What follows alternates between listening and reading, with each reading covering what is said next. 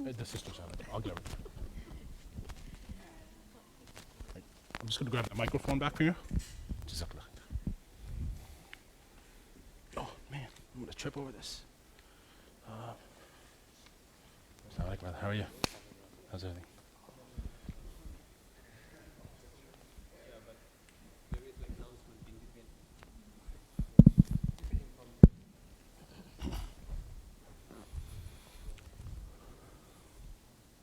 Assalamu alaikum wa rahmatullahi wa barakatuh. Walaikum assalam.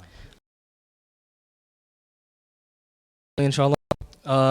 The program tonight, inshallah ta'ala, this is our second session of, our seventh session of the Newleaf program.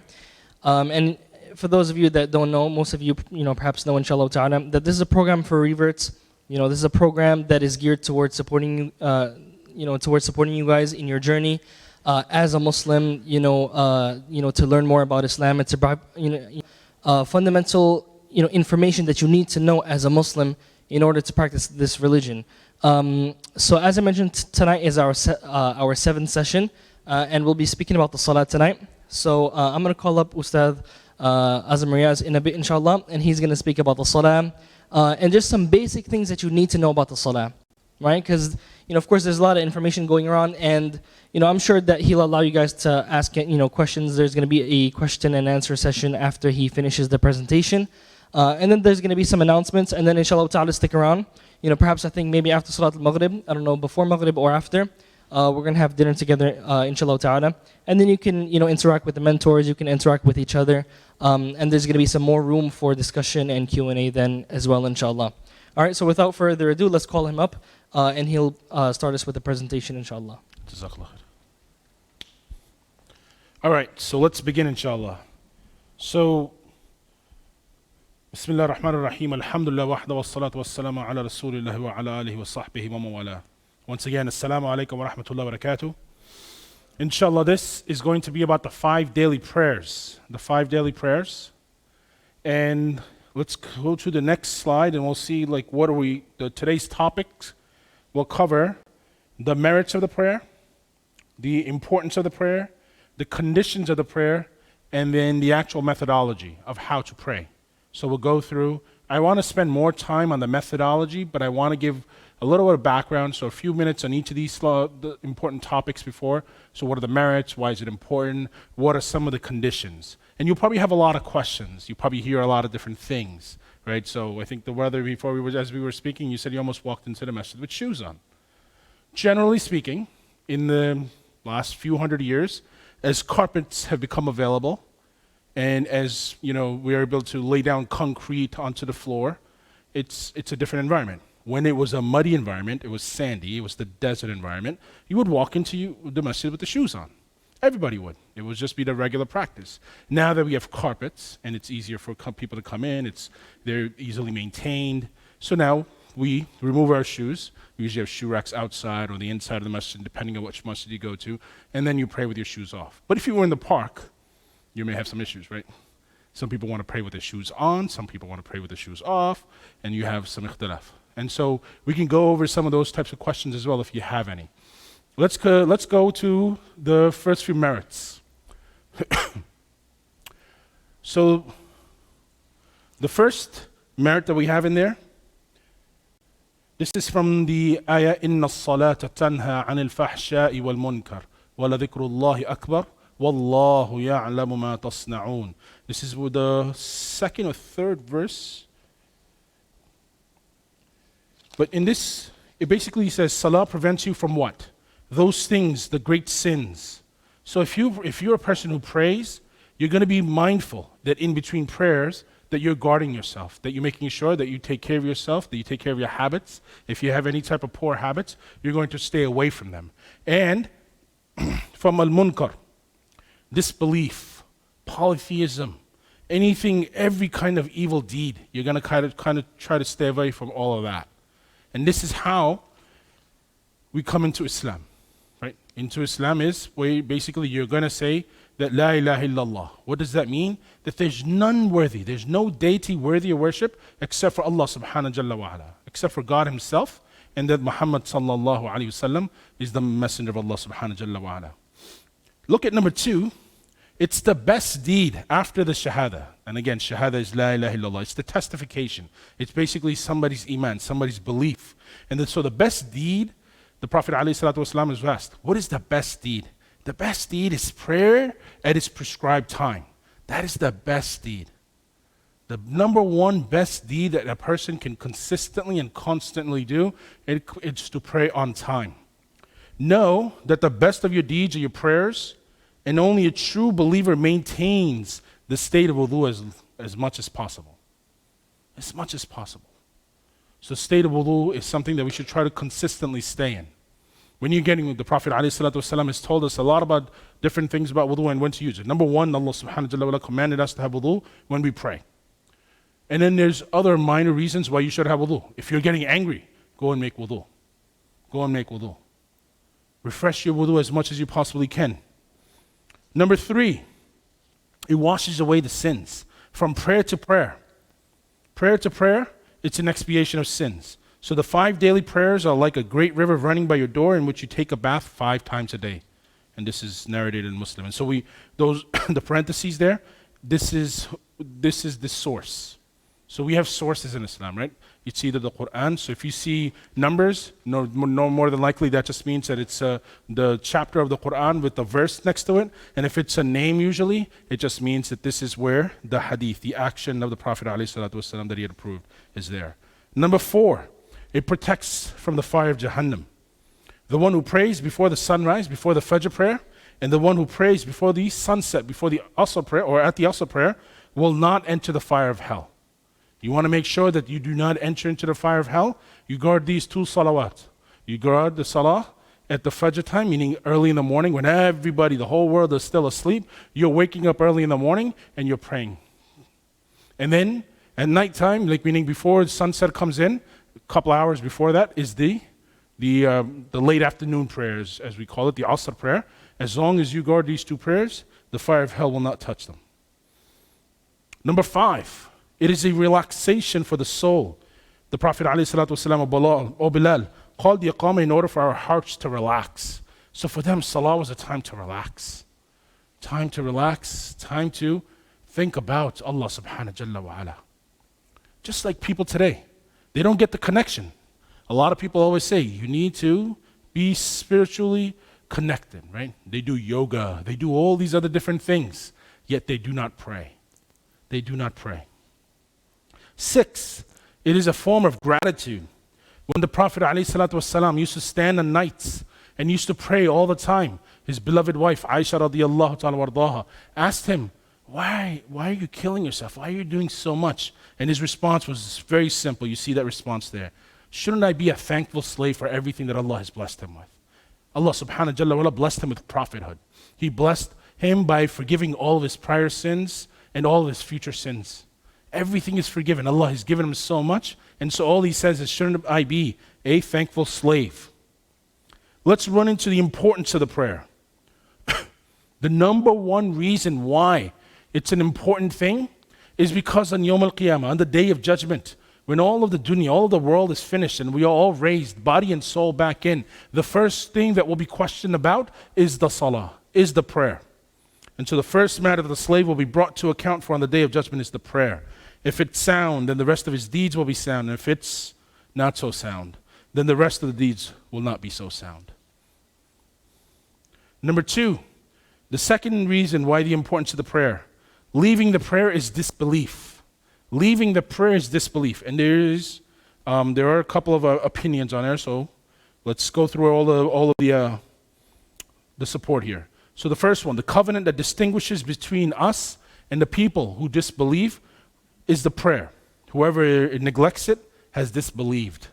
Second source there by Tirmidhi, Abdullah ibn Shaqiq, the companions of the Muhammad sallallahu alaihi wasallam did not think that failing to do any action constituted disbelief except in the case of prayer.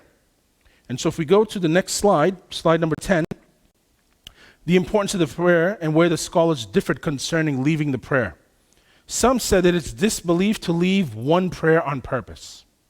So if you left, like Asr just passed and you say, you know what, I just don't feel like praying it. Some of the scholars said that that's disbelief.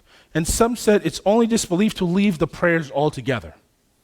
So you see some people that don't guard their prayers. They come, they pray, sometimes they pray. Some people are just Jummah prayers, some people are just Ramadan prayers.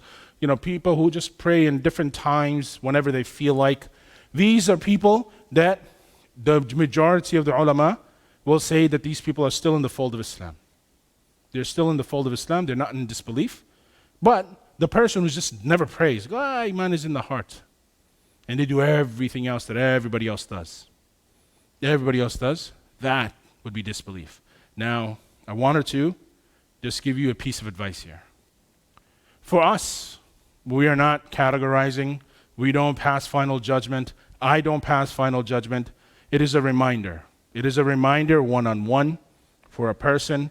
If you're engaged with someone, if you're a friend with someone, if you know someone, if a family member, a spouse, a child, this is something that you need to have conversation. And what do? You talk in general terms. Say a person who does not pray is not amongst the believers. This is the Prophet ﷺ has said that this is the case, that if you leave the prayer, this is not appropriate. Now to basically magnify it, meaning to announce it to the world, that is not appropriate for us either. So we're not classifying or we're not categorizing and we're not passing judgment on anyone. What we are doing is we are taking the Quran and the Sunnah and we're applying it to our lives, and then we are using it to guide others and not to make them walk away completely. So it says here, the latter is correct, meaning that some said that it's only disbelief to leave all the prayers together. Allah has obligated the 5 prayers. Whoever performs them with excellence, their wudu, and then prays on the time that it's supposed to be prayed, completes their bows, completes their prostrations, meaning the sujood, and the khushu', meaning they have that fear in Allah, in the punishment of Allah, the hope and love for Allah subhanahu wa ta'ala, that there's a promise from Allah that He'll forgive him. And whoever doesn't do that has no promise from Allah subhanahu wa ta'ala. He may either forgive or He may punish. It's up to Allah subhanahu wa ta'ala. So remember, ultimate judgment is always passed by Allah subhanahu wa ta'ala. Okay, any questions up to this point? Let's go into the conditions of the prayer. So in order for the prayer to be accepted, so I'll ask you a question. A person, so let's say tomorrow the Catholic Church says, you know what? We like the Muslims the way they pray. We want to start praying too. Is it accepted? No, what are they missing? The Tawheed, belief, Islam. Number 1, Islam. Has to be Tawheed in the heart. La ilaha illallah. Mu'adh ibn Jabal radiyallahu ta'ala wardah, when he was going to give da'wah, he was advised that first you call them to La ilaha illallah Muhammad Rasulullah. First you call them and you get them to do the shahada. If they follow, then you give them the salah and you teach them the salah. If they follow, and then you teach them about zakah. And then if they follow, you continuously just keep going after that. Okay? It has to be of sound mind. Sound mind, meaning the pen is lifted on a person who's intellectually incapable. So if somebody is in a vegetative state, somebody who does not have the mental capacity to be able to think and discern on their own, they are relieved.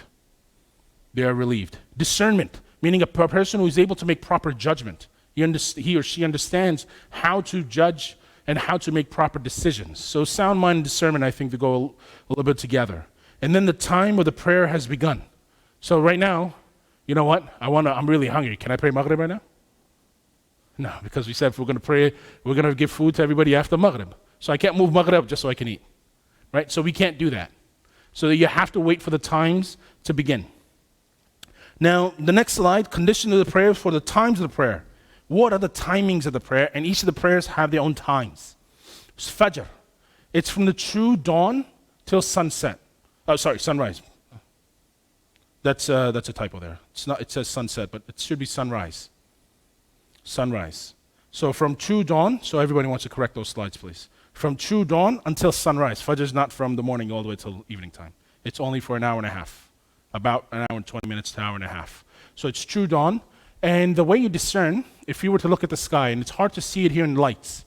If you went into the desert, if you went upstate New York and you go to like a campsite and stuff where there's not a lot of lighting, you could see a lot more in the sky. So like if you're looking for stars here in Queens, New York, it's very difficult because of all the lights that are available.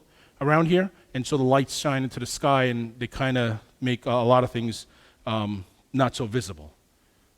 So when you go and you see there's a black line, right? You'll see the horizon, and it turns white. When that whiteness starts to come about, that's the time of Fajr.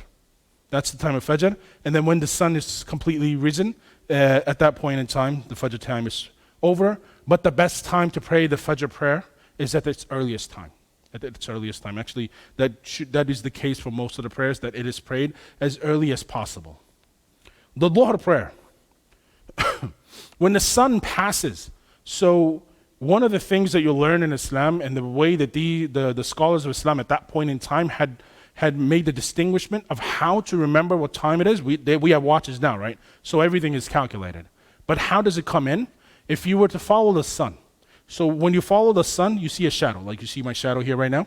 So when the shadow is equal to me, or you put a stick here, and you see the shadow is equal, the shadow of the object is equal, then it's at its highest point. If it's short, it means it hasn't started yet. If it's too long, you're in now. Now, the next prayer, also time, when that same shadow becomes double the length, that's the time of the Asr prayer. That's the time of the Asr prayer. So if we were to lose our watches, and if we have no idea what time it is, you look up and you look at the sun, and you can figure out what the sun is. And don't look up, but look at the object within the sun, and there's shadows, and you can figure out what time of the day it is. So what does Dhuhr say? Dhuhr said from when the sun passes the zenith, so meaning it's equal to itself. As soon as it just goes in 1 more minute, now this time has come in, until the shadow of the object is the same length as the object. And from the time a shadow becomes the same length as the object until sunset. The second one, I think, should be double the length. Okay? Let's go to the next slide, Maghrib. From sunset until the redness disappears from the sky. That is the appropriate time. And then the Isha, from the time the redness has disappeared from the sky until half of the night has passed away. How do you calculate half of the night? The half of the night right now, so is if you take from Maghrib time, because night has come, and you take Fajr time, and you divide it in half. Okay? Any questions on the conditions of the prayer? Conditions of the prayer? No, okay. Let's continue on the remaining conditions. Ritual purity from what necessitates wudu or ghusl. So if you are married and you have relationship with your spouse, then a wudu is not just appropriate. You need to have ghusl, meaning a full body shower. The regular impurities are, so for example, you use the restroom, you pass gas, that's basically it. You pass gas, you go to the bathroom, whether you urinate or you defecate, you need to just renew the wudu. But ghusl is when you are engaged in marital relationships. The body, the clothes, and the place should be clean from all things considered Islamically impure. So you'll hear, I don't want to make it too heavy on you right away. Inshallah, you'll have enough brothers and sisters around you that'll make your life very difficult for you, and then you'll have to come and ask us how to discern and make things difficult for you. It's much easier for you from the difficulty that they're putting you in. And then wear loose-fitting clothing, which covers all the private areas.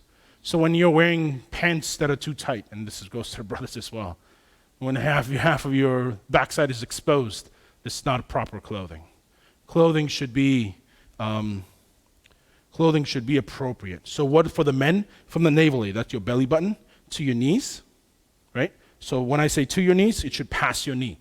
Meaning whenever you're making a movement, if the cloth rises above the knee, then it's an appropriate cloth. And so for example, people wear shorts that are covering their knees when they're standing, but when they start making ruku and then the shorts start going up, that now is not an appropriate piece of clothing. Women, everything except the face and the hands. Face and the hands, that's the only thing that you do not cover, meaning you do not need to cover your face and you do not need to cover your hands. Otherwise, from head to toe, everything else should be covered when you pray. Any questions from here? Okay. Then the next condition is facing the Qibla, the direction of the Kaaba in Mecca. So it used to be at some point we used to face Jerusalem, Even when when the Prophet ﷺ started to receive revelation, they used to pray toward Jerusalem, Bayt al-Maqdis, and then they had the command where they were supposed to switch and start facing the Kaaba into Mecca. And since then, we have to pray facing Kaaba in Mecca, inshallah. So, this is the direction of the Qibla, and you pray this way, inshallah. And when you are on a trip, you make sure that you have appropriate tools with you to be able to discern. Again, you could watch the movements of the sun. So if you see where the sun rises from, that's facing east. And then you can kind of figure out your northeast direction from anywhere. And then the intention of the prayer is in the heart. A lot of people, you'll see that say like, that you go and you're standing. So I'm facing here, but if I turn my back, you won't be able to see me. But if you're standing there and they say you have to verbalize the intention. Now I'm going to pray 2 rak'ah. I'm going to pray fard prayer of the Fajr prayer. We know what you're doing. You know what you're doing already. That's verbalization doesn't need to be done. It's already in your heart. When you make that wudu, when your alarm is set up for 4 o'clock in the morning to be able to run to the masjid by 4:30, so go make Fajr prayer, the intention was already established way before. Way before. You set that intention up way last night. So the intention is already in the heart. You're putting your alarm on. You're making sure your clothing are ready. You're making sure that you have enough time to, if you need to wash up and if you need to take a shower or if you just need to make wudu, and then you're running out, inshallah. Okay? Any questions? So we're going to go into the methodology of the prayer. Yes, sister. Well, you have a microphone, so please, go ahead. Ask me.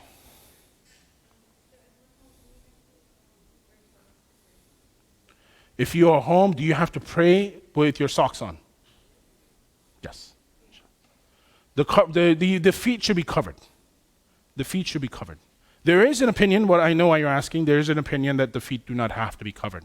Allahu alam. We go with the opinion where it's the safest, usually, and just put a pair of socks on, and you can take them off once you're done praying. Okay? Any other questions? Okay. So let's go to the method of the prayer. So how many obligatory prayers do we have? 7 or 4? 4? 7? 1? 3? How many prayers are obligatory? 5. Just want to make sure everybody's listening to me. Each prayer consists of units. And those units in the Arabic are called rak'ah. Rak'ah. So each unit is called 1 rak'ah. And it constitutes certain positions. There's a standing position, there's a bowing position, there's a prostration or a sujood position, there's a seated position, and those are basically the main positions. Okay? Let's continue with the method of the prayer. So the number of units for each prayer.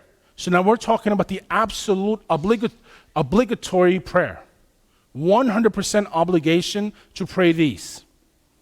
But I will add on to this. So the number of units that you need to pray in each prayer. The Fajr prayer, how many? 2. 2 prayer. 2 units of prayer, meaning 2 rak'ah.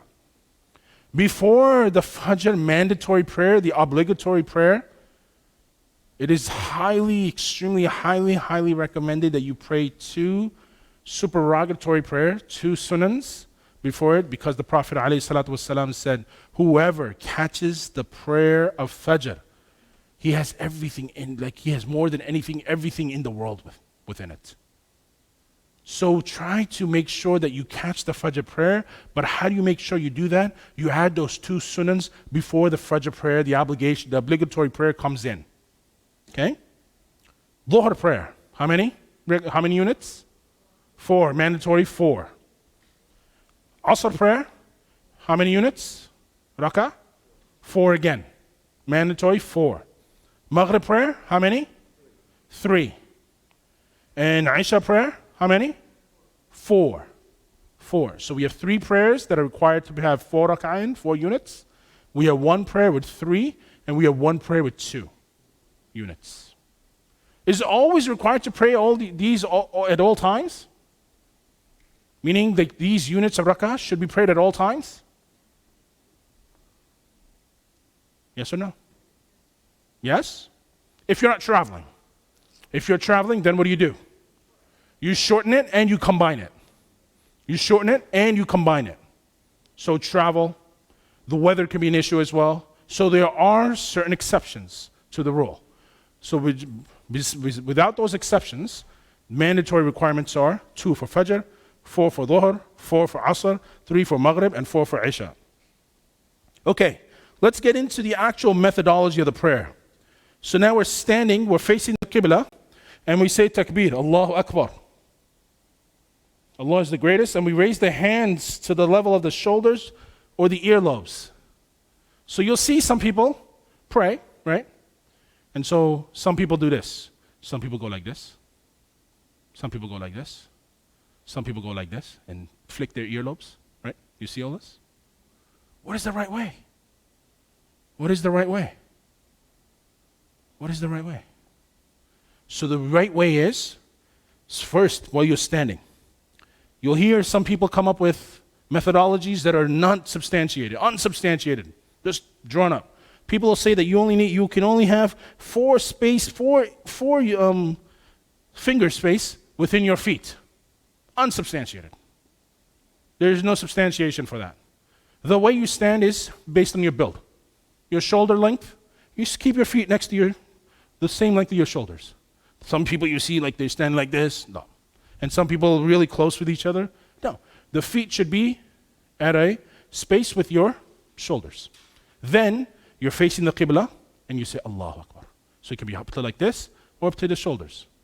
One other thing, you'll hear some people say that there's a difference between the prayer of the men and the prayer of the women. Anybody agree? No? So the women pray exactly the same way as men? Absolutely. So the women prayer and the men prayer, exactly the same. So when we say Allahu Akbar, up to here. Again, you don't touch your ears, you don't have to touch your shoulders, you don't have to stretch, just as comfortable as possible. So you're standing, you're ready to go, you start with your hands on the side, Allahu Akbar. Okay? Place the right hand over the left on the chest. Again, we see a lot of differences. Some people like to, it's pretty close to your neck, right? It's kind of uncomfortable to be like this. Some people are very relaxed. You ever go to masjid? I go to a masjid, I see people stand like this. I'm like, wow. The proper way. Allahu Akbar. So either, you can have your full hand on top. You can have it like this. You can have some people say you have the 3 fingers and you wrap around your, Allahu Akbar. I don't know where they get this from, but it's basically right over left. So it can't be left over right, even if you're a lefty. Apologies, right? Right over left, and it's going to be on your chest area, but above the stomach area, but not all too high and not too low. Right in the middle. Right in the middle. Hand, right hand over left hand. Either like this. You do not go above your elbow. Meaning you do not go past your elbow. You're not going to go and start holding it like this, right? Unless there's a reason. Meaning you're like extremely crunched and scrunched and people are praying next to each other unless somehow you see how we squeeze people into our masjid. And so there's people standing everywhere. And then if you have a reason like, hey, this is the only way you can stand, you do it towards the stool. But if regular environment, there's no other, feet, Allahu Akbar. And your eyes are facing where you're going to make the sajda, where you're going to make the prostration, the sujood. That's where your eyes are going to be placed. Any questions up to this point? Any questions? No. So we're just going to go over the mandatory, and if you want, I can just squeeze in a few things. So what we're teaching you, and just remember, we're not teaching you everything. You're not going to get everything in 25, 30 minutes, right? So when we're saying Allahu Akbar, we have our right over hand. There's supererogatory things. There are other sunans that you do. So you could say Subhanakallah wa bihamd. It's one of the du'as that you start out with. If you don't know that, the mandatory requirement is Fatiha. And so Alhamdulillah Rabbil Alameen, Ar-Rahman Ar-Rahim. So as you're learning, you try to do as much as you possibly can. If you don't know, then you glorify Allah. Meaning if you haven't memorized the Fatiha, memorize a few glorifications of Allah, such as Subhanallah, Walhamdulillah, wa la ilaha illallah, Wallahu Akbar, wa la hawla wa la quwwata illa billah. These are some glorifications of Allah. Subhanallah basically means that, Ya Allah, you're far from imperfection. Alhamdulillah, all praise and thanks are to you, Ya Allah. Wa la ilaha illallah, there's none worthy of worship except for you, Ya Allah. Wallahu Akbar, Ya Allah, you're the greatest. وَلَا حَوْلَ وَلَا قُوَّةَ إِلَّا بِاللَّهِ. Ya Allah, there's no might, no power in this world except you. These are certain things that you can start off with if you have not come up to the memorization of the Fatiha. So if somebody said, no, you need to remember, inshallah, slowly. If you haven't gotten there, we'll get you there, inshallah. But it has to be a constant practice. Okay? And then, once you say the Fatiha, then you try to say whatever portion of the Quran you know. Our Muslim community loves to take the smallest surahs, the smallest chapters, and constantly, constantly utilize them. Right? Because they want their prayer to be over as fast as possible. SubhanAllah.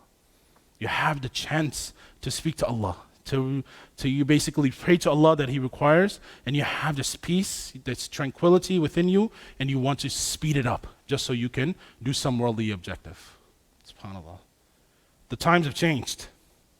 Okay, we're on slide number 19, step number 4.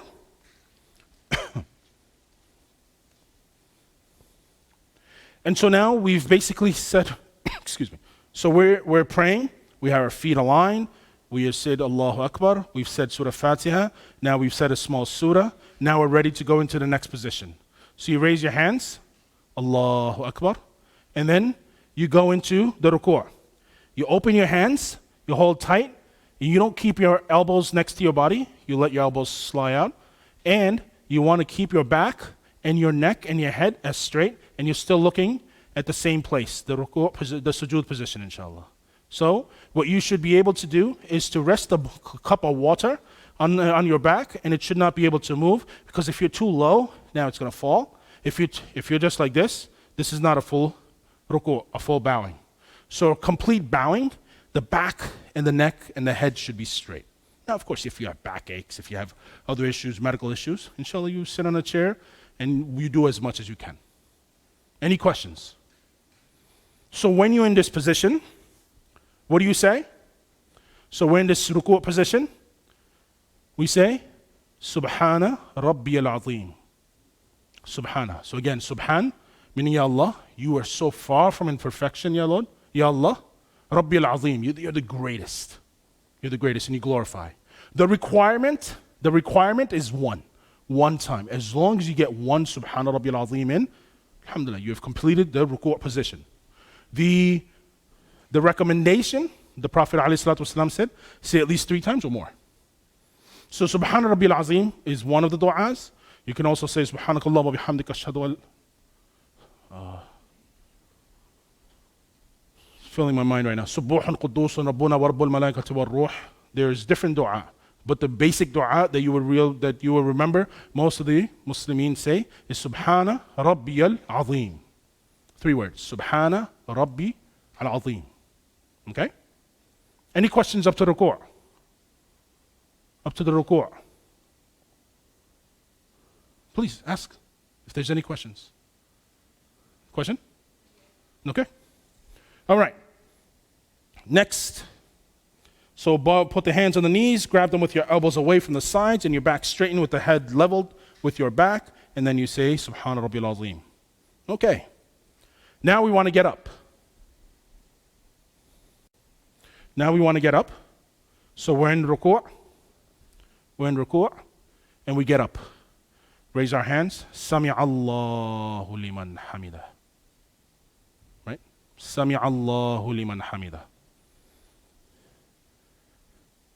Allah hears the one who praises Him. And then, what do you reply? Rabbana wa lakal hamd.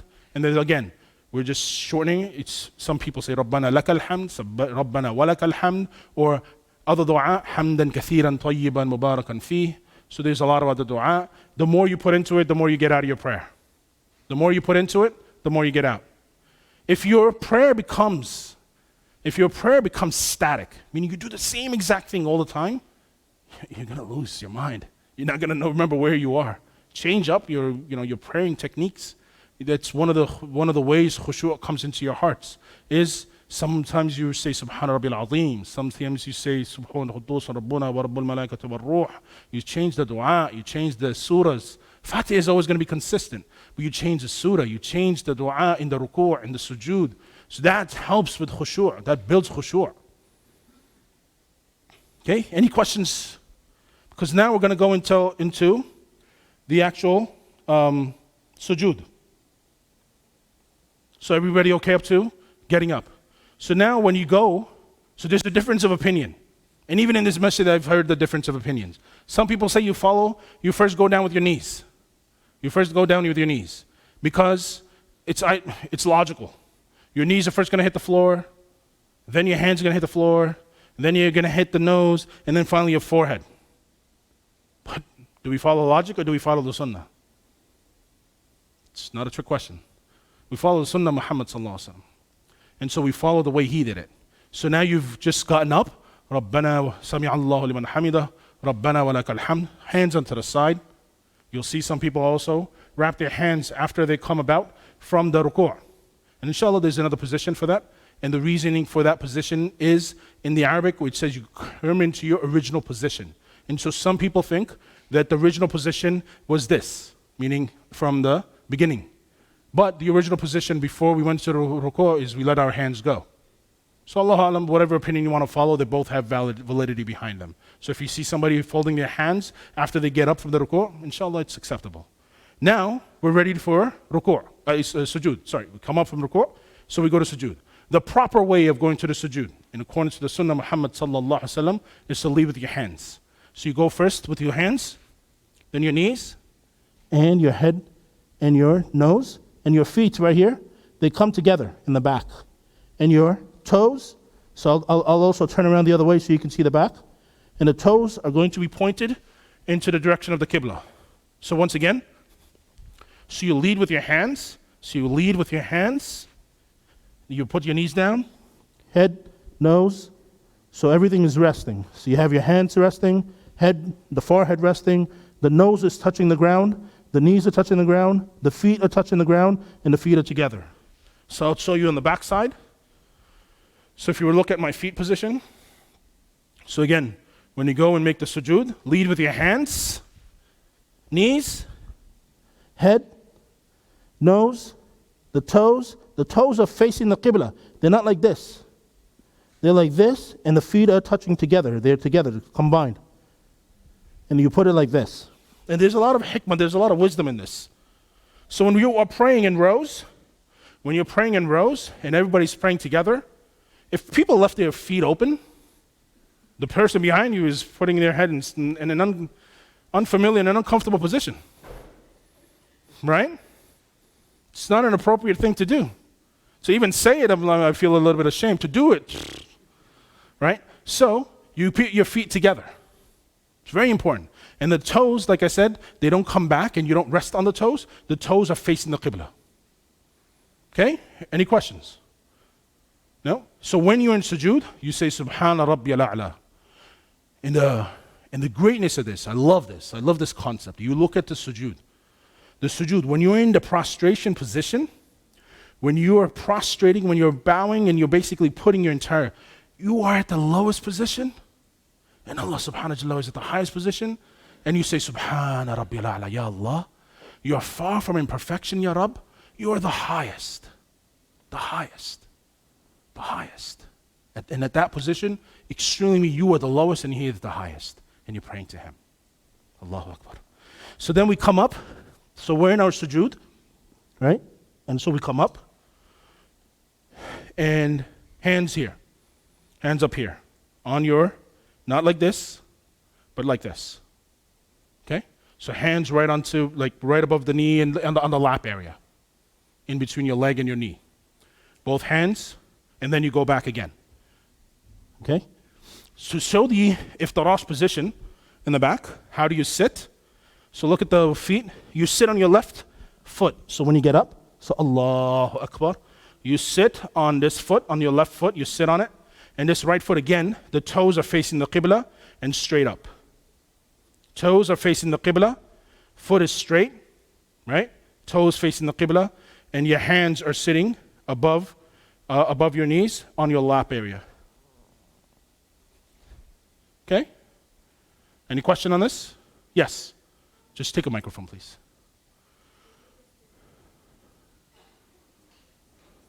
Oh. Yes.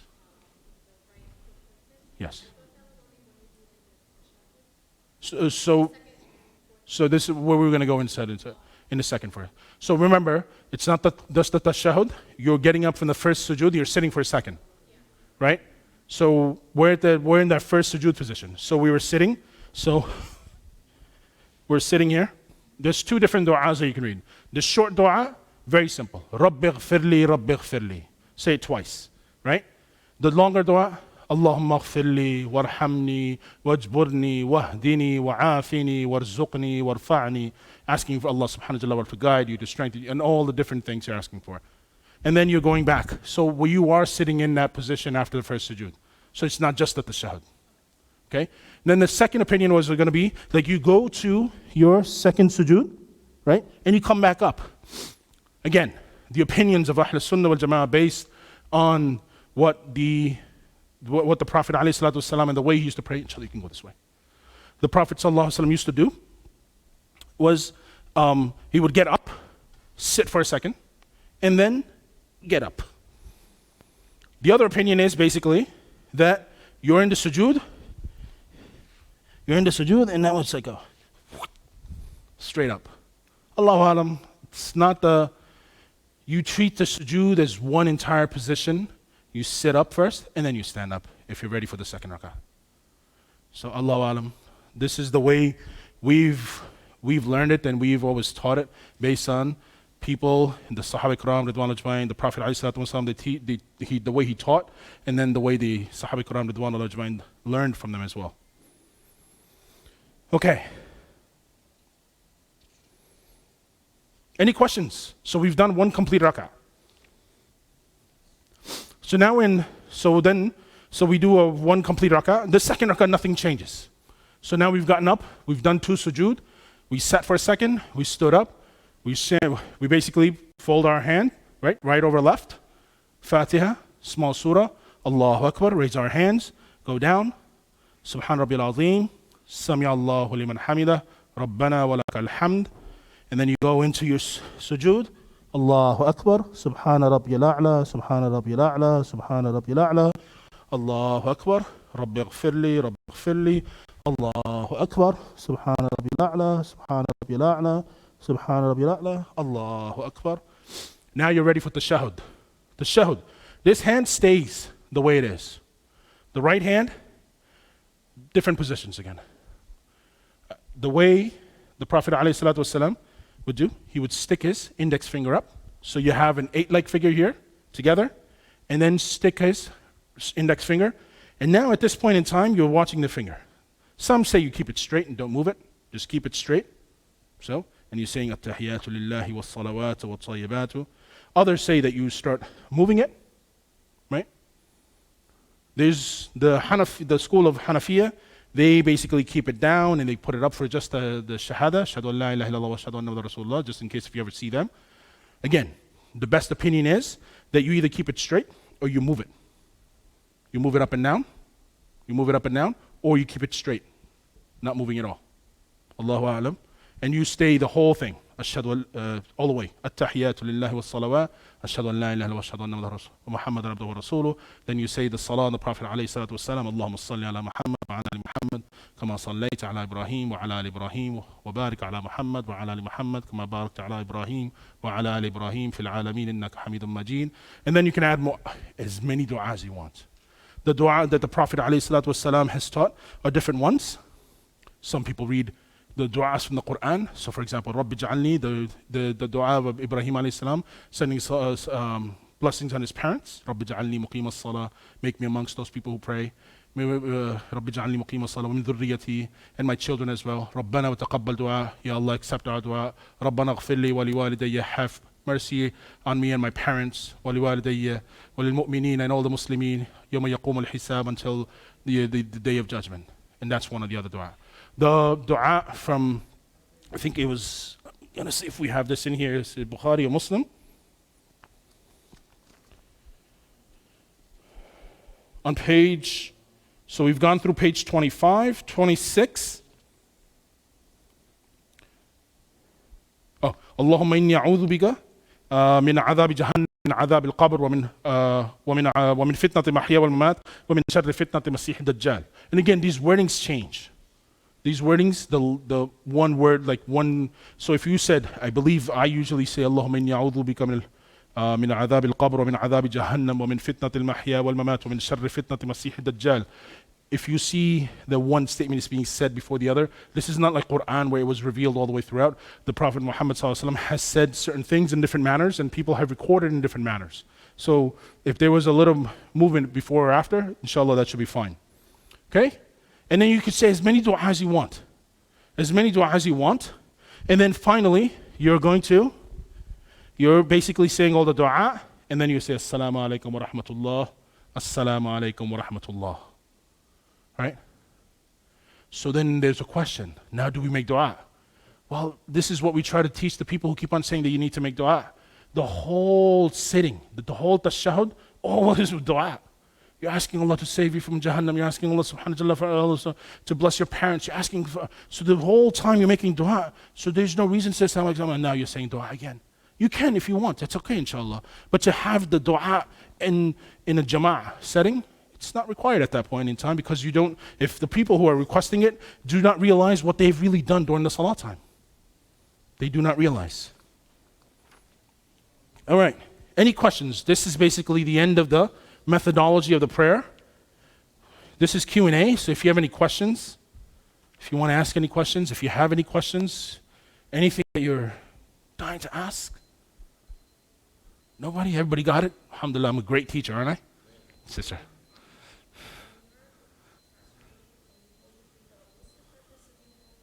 So it's the shahada, finger of the shahada. It's the finger of the shahada. So, ashhadu an la ilaha illallah wa ashhadu anna Muhammadan Rasulullah. Yes. No, everybody's good? Oh, perfect time for salah. It's time for adhan? All right, inshallah. We'll stop here. We'll now make adhan. We'll give everybody a few minutes to make sunan if you want to. And inshallah, what you've learned, you want to try to apply it as much as you can right from this salah, inshallah, that's coming out. Jazakumullah khairan. Subhanakallah wa bihamdik. Ashhadu an la anta astaghfiruka wa atubu ilayk. Assalamu alaikum wa rahmatullahi wa barakatuh. Assalamu alaikum wa rahmatullahi. Inshallah, we're going to pray in the elevated area on the stage over there. Allahu Akbar, Allahu Akbar.